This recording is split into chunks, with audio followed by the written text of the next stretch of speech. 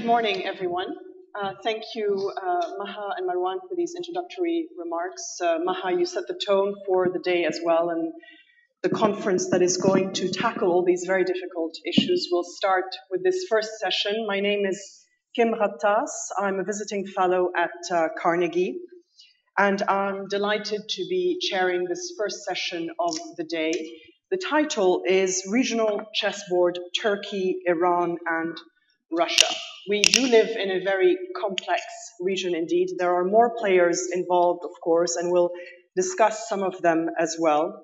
We're going to start on Syria, which is the chessboard par excellence that all the regional players are using, and then we'll pan out.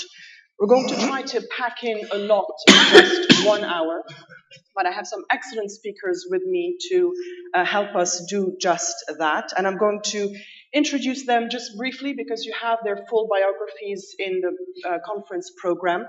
But I'll start to my left with Marc Pierini. He's a visiting scholar at Carnegie in the Brussels Center. He was a long-time EU diplomat who served in Turkey, in Syria, in Tunisia, and Libya, among others. So he knows the region inside out. To my far left is Dmitri Trenin. He is the director of the Carnegie Moscow Center. He was there since the foundation of the center. Dmitri served in the Soviet and Russian forces from 1972 to 1993. He then moved to the Institute of Europe in Moscow and then joined Carnegie, and we're delighted to have him here in Beirut. And to my right is Jarrett Blanc, who has a long career that crosses various sectors. He's now a senior fellow at the Carnegie Center in Washington. But during the Obama administration, he was at the State Department first, looking after Afghanistan with Ambassador Richard Holbrooke, and then more importantly, perhaps, although I don't want to diminish the importance of Afghanistan, but more crucially for our discussion here, Jarrett was the State Department coordinator for the implementation of the JCPOA, which is, of course, the nuclear deal. So, a lot to discuss, and I want to start with Marc, if I may. You wrote a recent piece about the Istanbul summit on Syria. In Istanbul, at the end of October, Erdogan welcomed Macron, Putin, and Merkel.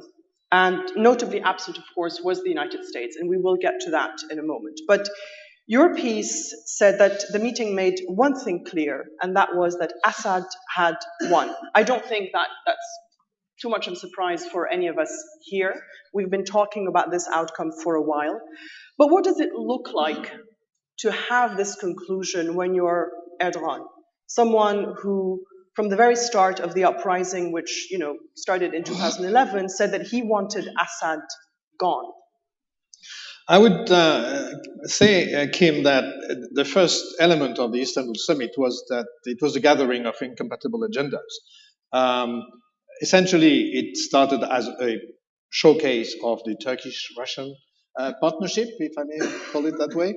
But as we know, this partnership involves a lot of inconsistencies, in particular on the survival of Assad, but also in the medium and long run, the inconsistency of having Turkey present militarily in 3 different districts or provinces of Syria, while Russia, together with Iran and the regime, want, of course, to regain full control of the territory. So at one point, this inconsistency will pop up, and inevitably at one point, of course, Turkey will have to leave.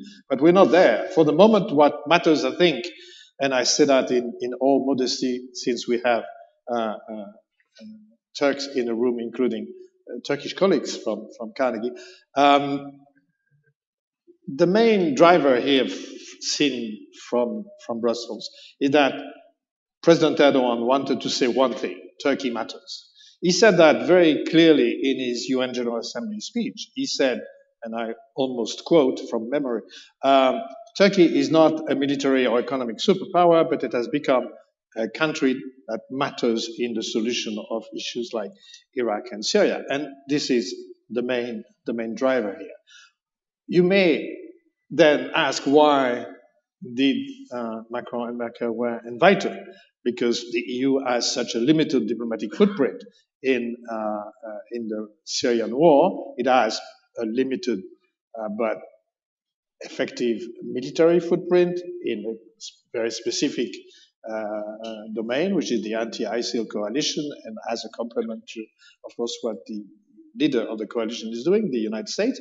But diplomatically, you may have noticed that there is no real role from the EU. That configuration, just having Merkel and Macron, first reflects, of course, the diplomatic mode of the day, which is personalities matter more than alliances and treaties, that we can discuss for the whole day. It's a new situation, but it also reflects something which is inside the EU, which is that the implementation of the Lisbon Treaty doesn't lead to a bigger presence of the EU as such on the diplomatic scene, but a bigger presence of the bigger member states. Initially 3, now that the UK is on the way out, we have 2. It doesn't make any difference in the discussion. The discussion was essentially driven by Russia, and we'll see whether that leads to a weakening of the Astana process and something that moves back to the UN process in Geneva. It's not perhaps around the corner, but this is the situation right now. And what is Turkey still trying to get out of this chessboard that they've been playing on in Syria? Well, the first driver in that respect is that Turkey's foreign policy in the region is driven by domestic political necessity. After all, if you take a cold look at the situation in Turkey, after 16 years in power, President Erdogan is not, at this point, firmly in control. His party is probably around 40%, himself probably around 45%. Big economic crisis looming or economic catastrophe. So, you're not there. You're not where you want to be in control. And this explains, of course, the dismantlement of rule of law, press freedom, civil society, judiciary, and so on. That's another discourse, but it's there. And it, of course, explains the alliance with the Conservative Party, MHP, and above all, the very strong drive to preclude the Kurdish origin party, HDP, from getting any political visibility. After all, remember that the last normal legislative election in Turkey was June 2015, where HDP became the third party. First time on the chessboard as a political party and not as independent candidates. They became third before the Nationalist Party.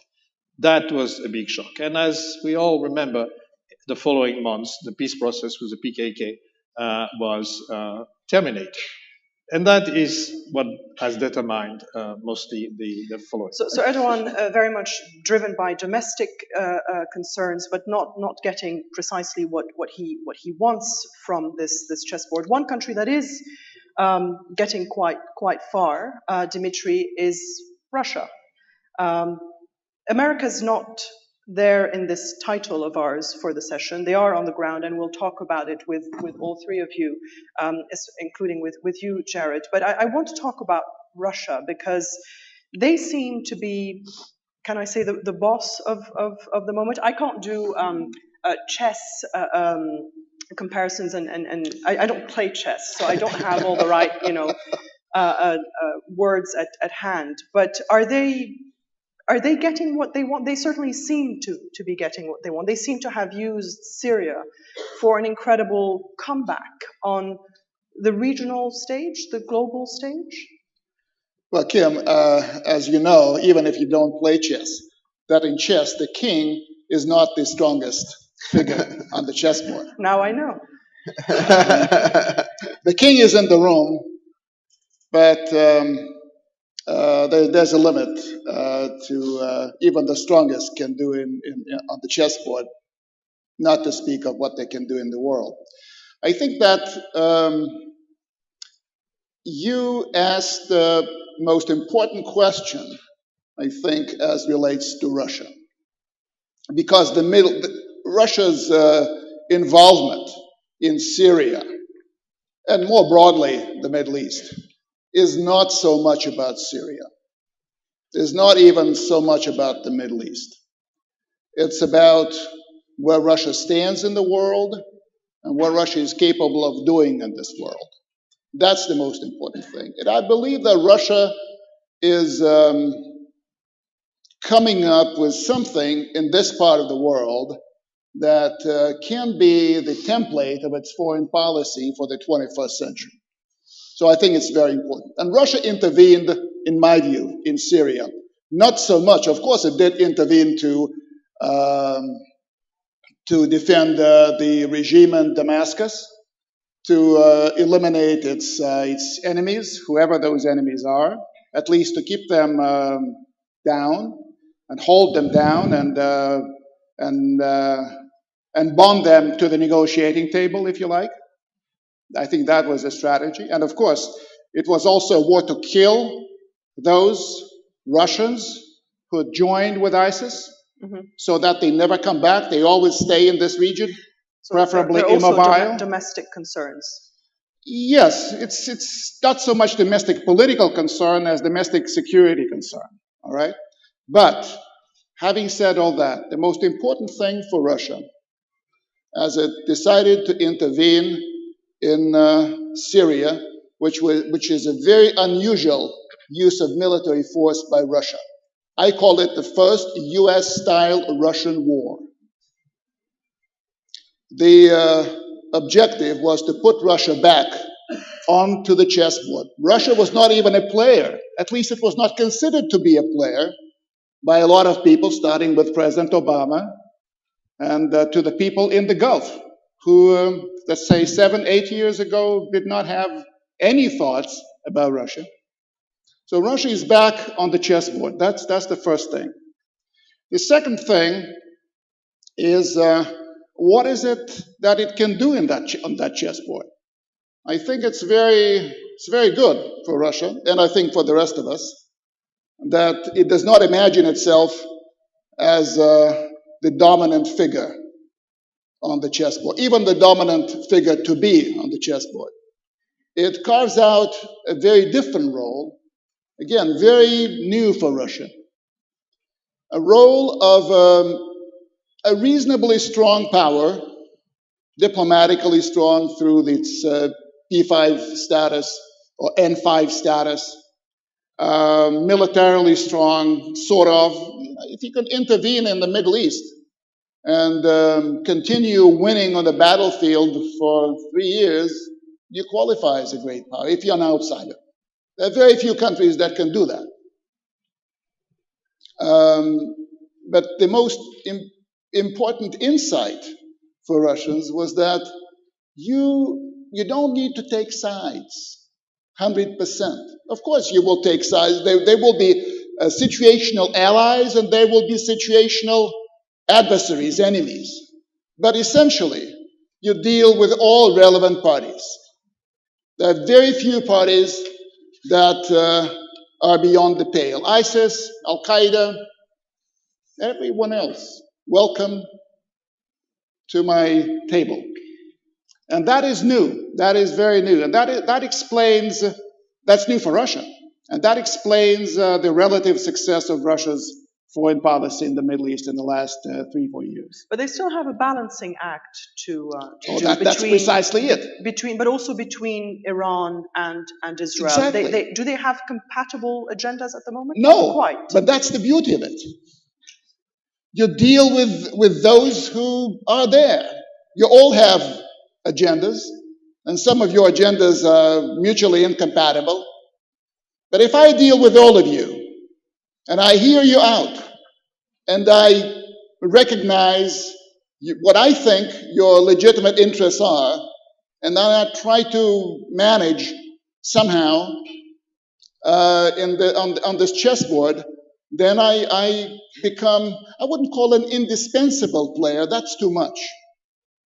But you'll become a player that is welcome in many settings.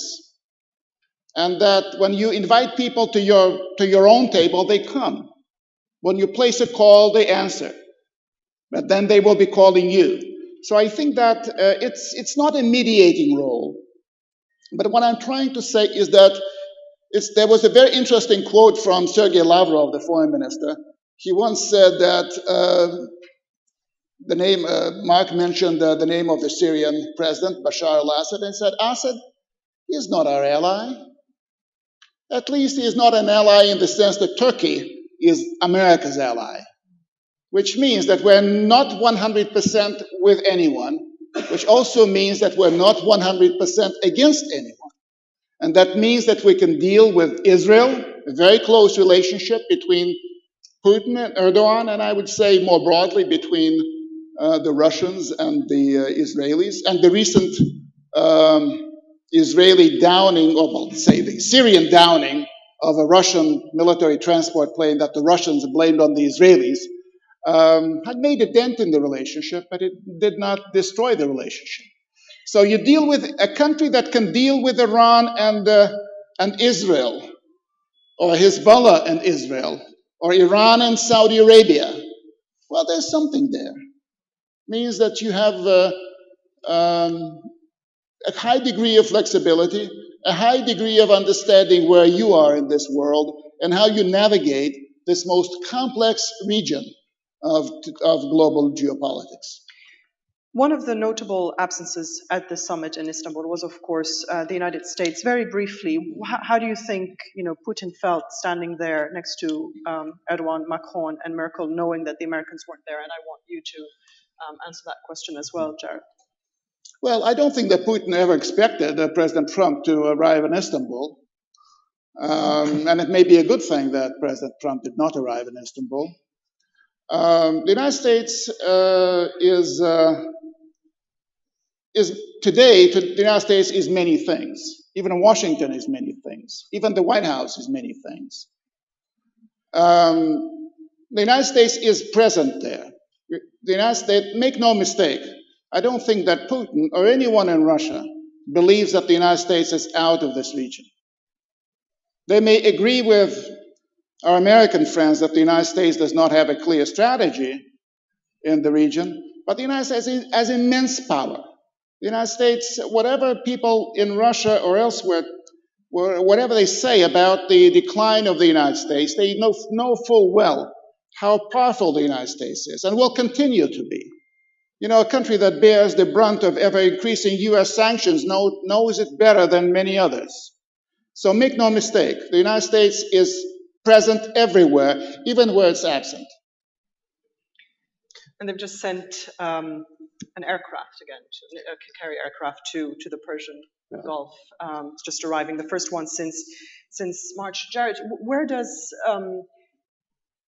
Iran fit into this at the moment? They are also on the chessboard. They're playing a tough game, but they're also squeezed by sanctions, by increasing American pressure. They were not in Astana for various reasons.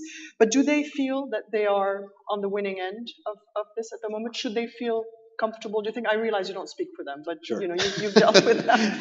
You've dealt with them. Not everybody in Washington realizes I don't speak for them. But may I follow up quickly on Dmitri, a word about Washington, the United States first, which is to say, I actually don't think the United States is playing chess at all. What is it doing? We're playing bridge, partner bridge. Partner bridge, and the partners are not communicating well about what the aims are. So you've got part of the United States government. No, inside the U.S. government.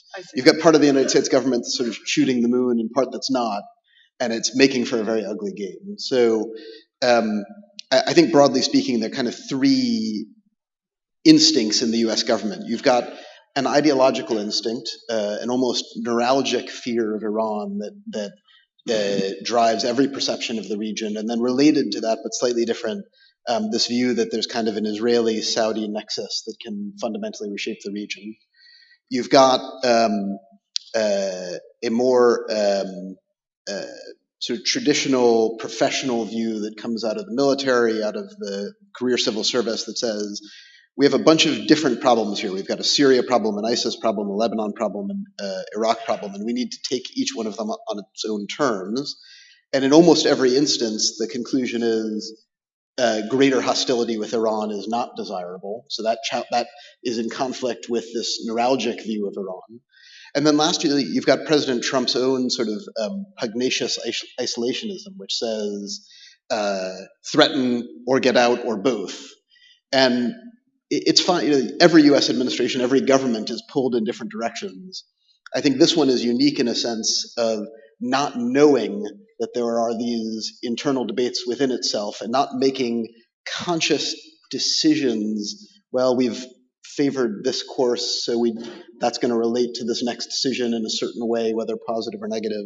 And so that's where I think Dmitri is exactly right, that looked at from the outside, there doesn't appear to be a strategy because there's more than one strategy, or at least more than one set. But the United States is definitely on the ground, including literally on the ground in Syria. Well, throwing playing cards around on the chessboard can still change the other pieces, right? So the fact that we're playing a different game doesn't mean that we're that we're not having a tremendous effect. I think so. That's exactly. Bring us back to Iran and what they're hoping to still achieve. Whether they feel they're on the winning end. How does it look from the Washington perspective? And then we'll talk a little bit about. Is America's policy in Syria now becoming an Iran policy as well? Right.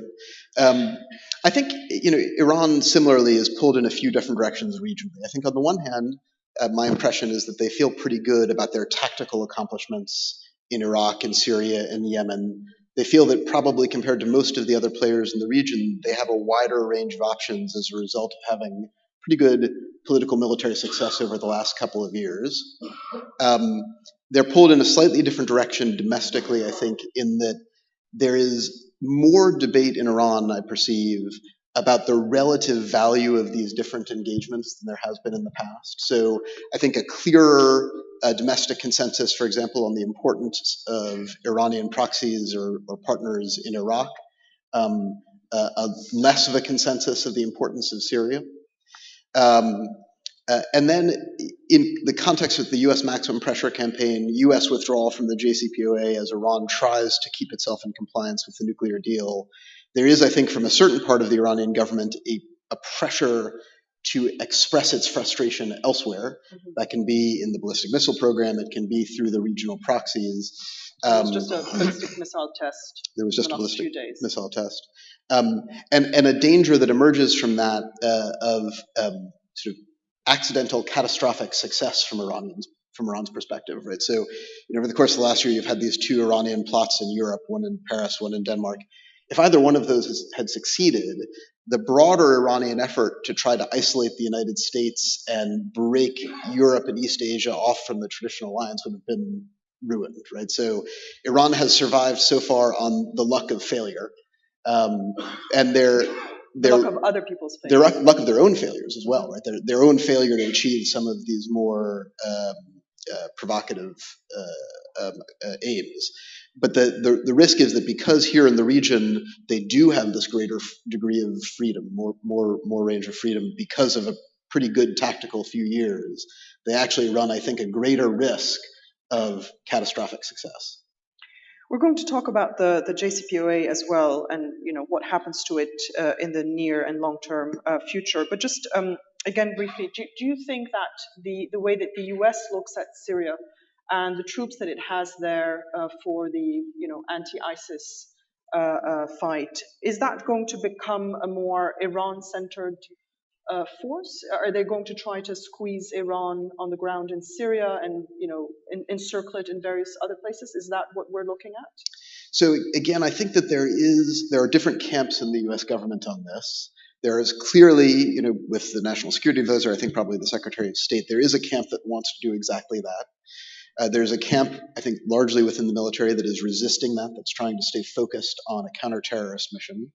I think that you see that President Trump is willing to be drawn rhetorically into the confrontation with Iran and Syria camp. I am very skeptical that he's actually willing to be drawn there in practical terms. I think that if you were actually to start to see U.S. resources, especially U.S. lives at risk in Syria as a result of confrontation with Iran, it wouldn't last for long. Staying in Syria for just a bit longer, I want to get Marc and Dmitri on, where do Russia and Turkey align or not when it comes to what next in Syria and what next with Iran? Yeah. Well, first remark is that it seems to me unavoidable that in the final settlement, the Syrian government or regime, whatever we want to call it, and whatever the fate of the president will regain full control of territory and borders. There is no other solution than that. And if in Ankara the narrative about avoiding a separate Kurdish territory in Syria is a very useful tool in domestic politics, it has no reality on the ground, and certainly not a US objective or European objective to create a separate Kurdish entity. So there will be, at one point, full control of the territory and full control of the borders, which in turn will, of course, raise the issue of how does Turkey withdraw from Syria. Between now and then, the other problem is whether President Erdogan will implement his recurrent threat of operating militarily east of the Euphrates River all the way to the Tigris River, the border with Iraq. There is no military threat from YPG or PKK via YPG on Turkey there, absolutely zero. But it's part of, again, the domestic nationalist narrative that the president has espoused, and that is a day-to-day difficulty in US-Turkey relations, obviously. The other issue is, of course, what happens in Idlib. Idlib is now a protected pocket, if you want, through the Sochi agreement and through Russian-Turkish cooperation, but you still have thousands or tens of thousands of jihadists there. Not a major threat to Europe, in part because you have a few hundred Europeans there, and of course countries like France, Belgium, Germany, UK are very keen not to see these people back. Turkey is also very keen not to see these people enter Turkey, but that is what really matters in the short term. And there is counter-terrorism cooperation there on the border. What matters for Turkey, perhaps more than Europe, is to avoid a new wave of refugees. There again, the threat, quote unquote, of a new wave of refugees is used extensively in Ankara, but it's not really a threat to Europeans. Not even Syrian refugees in Turkey are a threat to Europeans because very few of them are under the control of the government. There are less than 10% of the 3.5 million Syrian refugees in Turkey are in camps. The others are all over the place. So how could you possibly ferry all these people to Europe? It's next to impossible. But the real issue is that, as Dmitri mentioned, you have quite a few Russian citizens there. Chechens, presumably, are the most important contingent. Russia doesn't want to see them. Lavrov said very clearly they should either be killed or tried, but there's no way Russia would accept them back. So what you might have in the end is a sort of quasi-permanent situation where defeated jihadists will remain there in camps or whatever, which will remain a very sore point for quite some time. This being said, we're still quite far from a political settlement. Correct. Constitutional committee, okay. Kurdish autonomy, Russians have said that again. Certainly Europeans will be favorable to a degree of autonomy. Is that acceptable for the regime? So what is, Dmitri, what is Russia's next move as the king of the moment? What is their next move in Syria? And talk to us a little bit about Iran and how they see the mounting pressure from the United States on Iran, how they're looking at this aircraft carrier coming to the Gulf. the US pulling out of the JCPOA, and then I'll get both of you to talk, or all three of you to talk about, what next with the nuclear deal. Right, Kim. I think that, well, I think it's very simple, very obvious. Russia wants a payoff for its military campaign in Syria. So, depending on how you view it, turning the military victory into a political settlement that would be seen as the crowning success, or turning the military success into a political victory, doesn't really matter all that much. But how do they share that with Iran? Well, look, before they share it with Iran, they have to share it with Damascus. And now, the Russians have discovered, maybe I think they knew it all along. It's so much simpler and relatively easier to deal with your enemies than to deal with your allies. And Russia, of course, Russia is in coalition in Syria with Damascus, with Tehran, and with Ankara, but it's a coalition that Russia does not lead. No one leads that coalition. It's a very different coalition from the US-led coalition. So you have to deal with your allies all the time, and you do not always get what you want from them. And I think that the Russians have also discovered that by strengthening the power of Bashar al-Assad in Damascus, which was Russia's goal, they made it more difficult. That was the immediate goal, let's put it that way. It made it more difficult for Russia to reach its longer-term goal, i.e. a political settlement. Russia doesn't care about the personality of Bashar al-Assad. He is not Putin's man. They met only a handful of times. There is no affinity between the two. Bashar is useful, but he is also very stubborn. And Russia has to compete against Iranian influence in Syria, and often it's an uphill struggle for Russia. But I think there's one other thing that the Russians have discovered. There are no quick solutions in this part of the world. So you have to be ready for a very, very long haul, and you have to be satisfied in the meantime by partial solutions. Right now, most of what others call a useful Syria, whatever, is at the hands of Damascus. Fine. The Russians don't have to make so many sorties every day. There's Idlib, of course, and it is a threat. It is perceived to be a threat, not to Russia, but to the Russian bases in Khmeimim, in Tartus.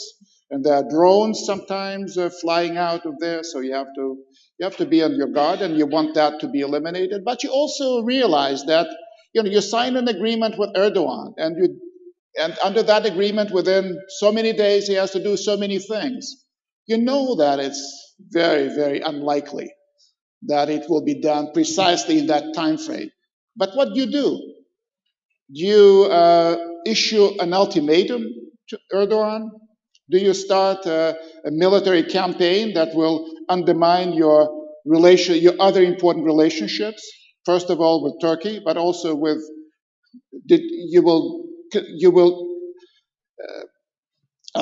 worsen your relations with the Europeans even more if you do that. So you have to be prepared for, less than half a loaf, and that will continue. So it's the game that the Russians are playing. They have not laid down the rules, but they have adjusted to the rules. Dmitri says that this is, Russia's first U.S.-style war, and based on our experience, God help them with the peace, right? This is the bad part. It's easy to convene your allies. It's harder to get them to do what you want, and it's even harder when you're usually used to dealing with rivals and enemies. But how does Russia's position in Syria translate on the global stage, Dmitri, when it comes to what they want to see happen or not happen with the JCPOA and the nuclear deal? They've made very clear they want it to survive. We'll talk about the EU as well. They want, they're doing everything they can to make sure this deal survive. But the Iranians are kind of stuck in between those two games that they're trying to play. They're under pressure when it comes to their, the nuclear deal, U.S. sanctions, lots of talk about a campaign ramping up against Iran. They feel somewhat confident about the gains that they've made in Syria. How does this play out, and how much are they willing to do to stay in the deal, or do you see them walking out as well? What would it take for the Iranians to actually walk out? Yeah. So I think the first thing to note is that while the United States can and is putting tremendous economic pressure on Iran, as Dmitri said, the United States can put economic pressure on more or less anybody. We cannot put enough economic pressure on Iran to force their hand budgetarily in the region, which is the rhetoric coming from this administration.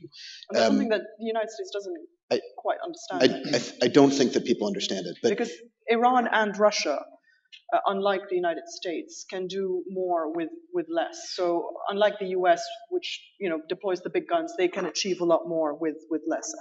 I think that's right. I encourage some of my friends still in government to look up the word asymmetric. The amount that Iran has to spend in Iraq and Syria and Yemen to maintain its current gains is really de minimis, even compared to their shrinking economy under U.S. pressure. So, as a practical matter, they can sustain their current regional policy if they choose to do so. My sense of Iranian thinking right now is that they would like to try to stay in the JCPOA. They'd like to stay in line with their nuclear commitments and take advantage of the gap that the United States is creating between itself, our traditional European allies and partners, and also the non-traditional partners who are also participants in this, like Russia and China. I think that they might be able to do that under a few conditions. First is that the economy can't get worse than they're expecting. They're expecting pretty bad. They're expecting it to be about as bad as it was prior to the JPOA. And that's realistic so long as oil prices don't collapse further and so long as China maintains its sort of traditional terms of trade with Iran. If, for example, China were to toss Iran in as a bargaining chip in the broader trade talks, that could change. The second condition that needs to be met is that the Europeans need to be able to be willing to continue to provide this very continuous sort of political support, hand-holding that they've given so far. And then the third condition, as I've already noted, is they need to avoid accidents. So they need to avoid success on something like this purported bombing attempt in Paris, which would reshuffle the politics of the region and probably push Europe away from Iran, and then Iran to take more provocative actions, including, I think, in the nuclear space. Do you see any scenario in which the U.S. and the Iranians go back to the negotiating table? I mean, we've heard, I think, from the Iranians who've said that the Trump administration has tried 11 times to approach us for negotiations, and they've turned them away. Right, and I mean, the Trump administration has actually been somewhat public about this, at least occasionally, that they've sought these meetings. I think it's very difficult for me to see the shape of an agreement that could emerge from such negotiations. I don't think that a radically different agreement than the JCPOA is available. We don't have sufficient economic pressure to force Iran to make radical changes to its ballistic missile program, for example. That's a national security problem for them in a way that the nuclear program was not, and I don't think they're going to trade it for sanctions relief.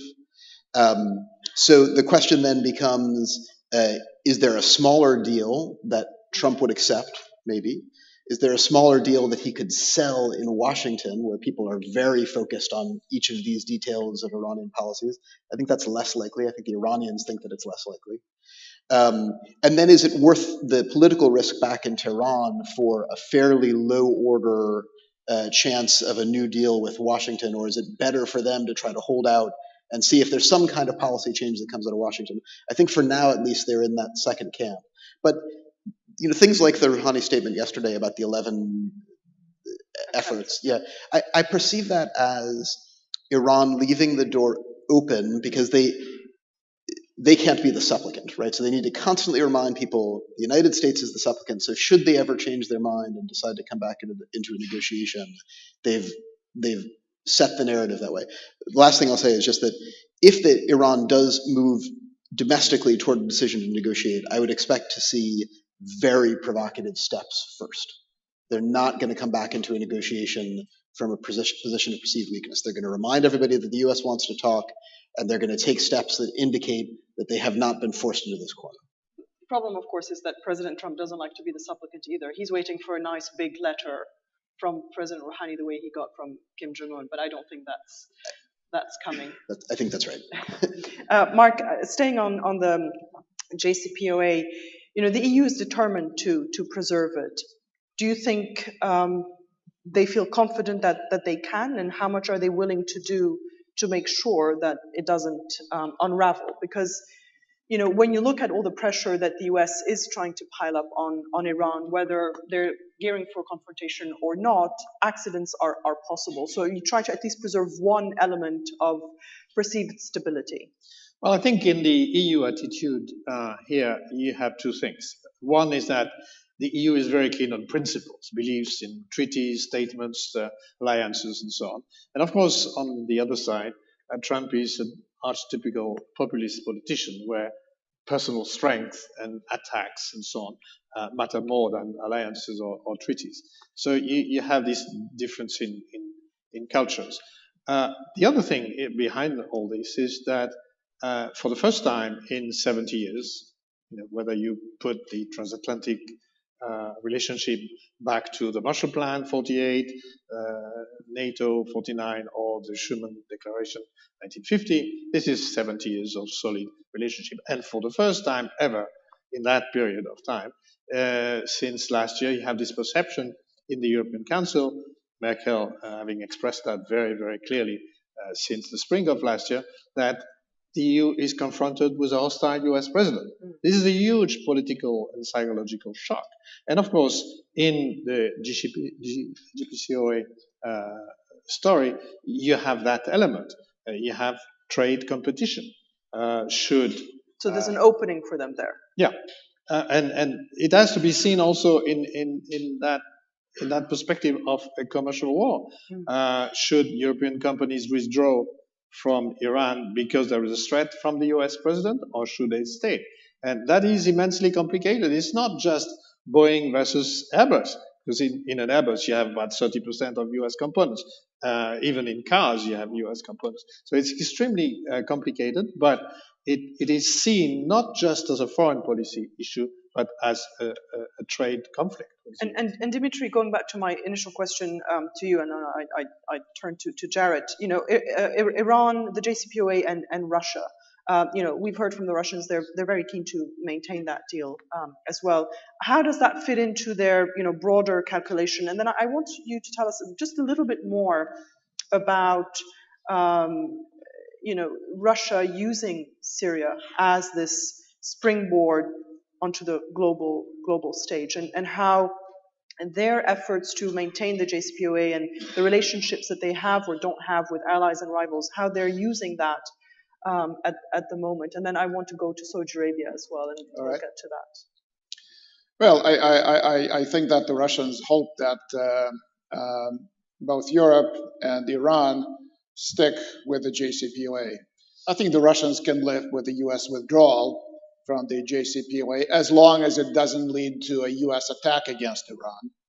And they hope that this is something that's unlikely to happen, at least in the foreseeable future, which is very, very short, of course. I think that the U.S. withdrawal, actually, and the European reaction to that withdrawal, which is standing firm on the political side, but quite a few companies taking distance from Iran, that creates some openings to Russia, which is not a bad thing from the Russian perspective. If you want to look at that from a higher level of global geopolitics, I think it basically, again, illustrates the kind of role that Russia sees for itself in this world. It's not a decider. It's not the decider. It doesn't want to be. Well, look, Russia is not only equal to the United States, it's not equal to the Soviet Union. It's a country that is very, very aware of its resources. And that's why it's very judicious in how it uses the little things that it has. Of course, it has to use them as effectively as possible. For the Russians, Iran is a very important element in what is emerging in the Kremlin as a greater Eurasia. I think you need to let me just mention that what happened in 2014, Crimea, Donbass, was a geopolitical catastrophe for Russia. Russia had to abandon two main strategies that it had been pursuing since the downfall of the Soviet Union. One strategy was integration into the broader West on Russian terms, and the other one was reintegration of the former republics around the Russian Federation. So both those things were out of the window immediately and simultaneously. Now, Russia's taken some time to understand what it means for it going forward. And I think they've come up with a strategy which basically sees Russia as Russia, not part of anything, not part of Europe, not part of Pax Sinica, not part of anything other than the world itself. And if you sit in Moscow, you used to face the West with your back almost permanently turned on the East. You're now sitting in Moscow in a swivel chair. You do 360. You attend to Iran, and then you attend to North Korea, then you attend to the Arctic, and then it's Syria, and then it's Ukraine, and then it's somebody else. And basically, Iran is an old neighbor and an old competitor. And if you combine Iran's and Turkey's population, that gives you the population of the Russian Federation, with the only difference that the population of Iran and Turkey are going up, whereas the Russian population is stagnant. This is a good thing that it's stagnant at this point, because it used to be falling. So basically, you see Iran as an important part of this greater Eurasia. And Russia has been recently trying to do something more or less successfully, sometimes more, sometimes less successfully, with Afghanistan. There's another area where Russia is becoming more active, and it's talking to the Taliban, it's talking to the Kabul government, it's talking to everyone in that region, and it pursues its own interest, and it employs its limited resources in the most effective way possible. Doesn't always succeed, but is always consistent. And I was reading recently that in the Russian papers, at least, they were trying to, redefine the narrative about the war in Afghanistan in the 80s and turning it more into a narrative of victory and not failure. But Kim, it's more of a domestic issue, and I think for the audience here, look at how the war in Vietnam is viewed in the United States. It's a similar experience. There's a lot of injustice that you have as a nation, you have caused to others. But then you sent your boys out there to die for you, even when you dined and wined in Moscow or Washington, for that matter. It's a difficult issue. The official statement on the war in Afghanistan was adopted by the Supreme Soviet right after the end of the war, in the political situation that existed then, that saw everything that was Soviet as evil. Anything that the Soviet Union was involved in was evil by definition, because it was the totalitarian regime. Now that you are 30 years older or wiser, or I don't know, you take different views. I think that what these guys are doing is wrong. I'm talking about the attempt by the members of the Russian parliament to redefine the conclusion of the verdict on the war in Afghanistan, because it's not up to them to do that. It's a bunch of politicians acting under certain political circumstances is not going to give you a correct view of history. Let's stay with the Middle East and come back to the swivel chair, because I want to wrap up and give the opportunity to the audience to ask some questions as well. But very briefly, I want to ask all of you one final question. That swivel chair, Dmitri, they weren't quite in a swivel chair, but at the G20, Putin had quite the high five with Hamad bin Salman, the Crown Prince of Saudi Arabia. We don't have time to unpack all of that, but I do want to touch very briefly on the issue of Saudi Arabia. I know Yemen will probably be discussed in other sessions. There's only so much we can do in 1 hour. But Dmitri and Marc, I want you to very briefly comment on how Russia sees the fallout of the killing of Khashoggi. What was that high five about? Well, I think that from the Russian perspective, and that's, again, let me be very blunt, I'm a former, as Kim said, I'm a former military officer. I think they view it as something which is not uncommon in this part of the world. Maybe the circumstances were a bit macabre, but not more macabre than so many other things, where not one person, but dozens or dozens of thousands of persons died. So they take it. It's none of our business. That's how they see it. It's none of our business. It's not our business. And is it about business? Pardon? Is it also about business? I mean, it's about business. You have Saudi Arabia, the way it is. Russia is not going to remake Saudi Arabia. Russia is not going to, Russia is not taking the moral high ground. Russia is on the floor with everyone else and expects everyone to be on that floor. Not everyone wants to be on that floor. But that's the Russian view. We are all more or less equal as human beings, doing sometimes noble things, sometimes stupid things, sometimes criminal things. But we're all on the same floor. There's no one on the higher ground. That's the Russian attitude. So who are we to tell the Saudis how they need to, regulate their own affairs? It's not for us. Marc, on the same issue, I'm not sure President Erdogan has a lot of high ground when it comes to treatment of dissidents or the press, but is he still trying to leverage what happened in the consulate in Istanbul?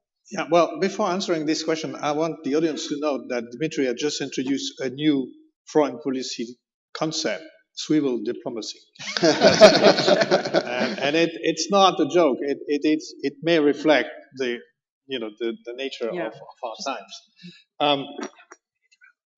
Very briefly on your question, I think President Erdogan has used this horrible murder in a very smart way, in the sense that he's put pressure under Saudi Arabia. Of course, he has probably no hope that it will have any political effect in the House of Saud. For sure, but it is a useful instrument. As I said before, Turkey matters.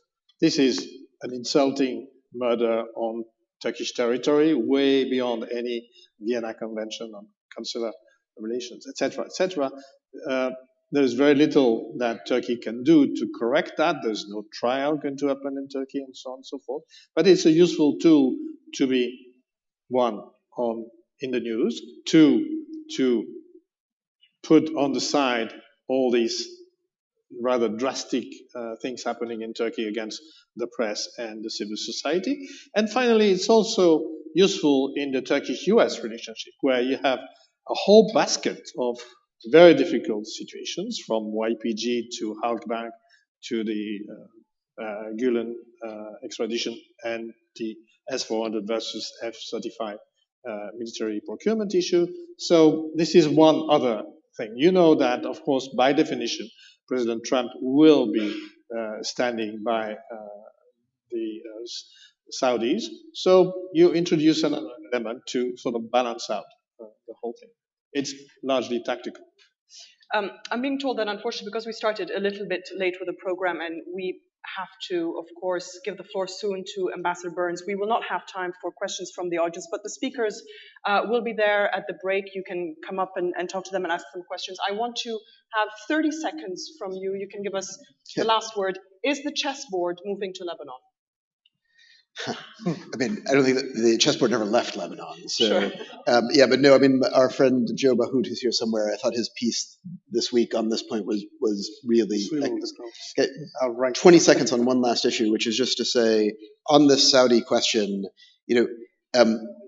successive U.S. administrations have been able to distract from all kinds of mistakes by pointing to the Iran competition, right? So you want to justify troops in Afghanistan, exaggerate the Iranian role. You want to distract from the civilian catastrophe in Yemen, talk about Tehran. I think that President Trump was probably justifiably surprised at how little traction that argument got on Capitol Hill with regard to Saudi and Russia. That's a very good point. And that wraps up the first session of the conference this morning. Thank you very much, Jarrett Blanc, Marc Pierini, Dmitri Trenin. A round of applause for our speakers. Thank you very much.